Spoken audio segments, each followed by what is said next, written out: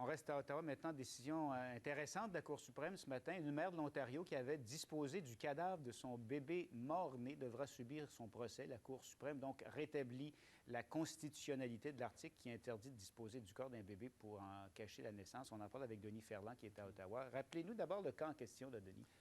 C'est que la dame avait été acquittée parce que l'article avait été jugé pas assez clair et non constitutionnel par le juge au procès.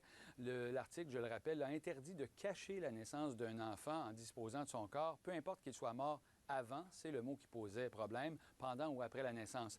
7 juges sur 7 donc renversent la décision du juge au procès et ordonnent un nouveau procès et précise la Cour suprême, la couronne doit prouver la culpabilité en démontrant qu'à la connaissance de l'accusé, et ça c'est assez important, l'enfant serait probablement né vivant au moment du compte tenu, c'est-à-dire de l'état de développement du moment où ça intervient dans la grossesse, mais on ne fixe pas de moment précis. La Cour n'établit pas de normes, de critères pour établir cet état de développement, si vous voulez. Bon, donc, ça ne rouvre pas le débat sur l'avortement, là, finalement. Non, la culpabilité porte vraiment sur la façon de disposer du corps d'un enfant.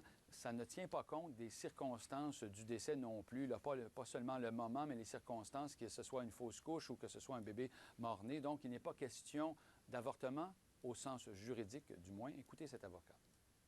Les tenants de cette notion-là, peut-être, vont vous dire que oui, mais je ne pense pas que la Cour suprême a voulu aller directement dans ces ornières-là. Elle a évité même de vouloir aller dans ces ornières-là, parce qu'on a juste à lire le jugement qui est assez volumineux.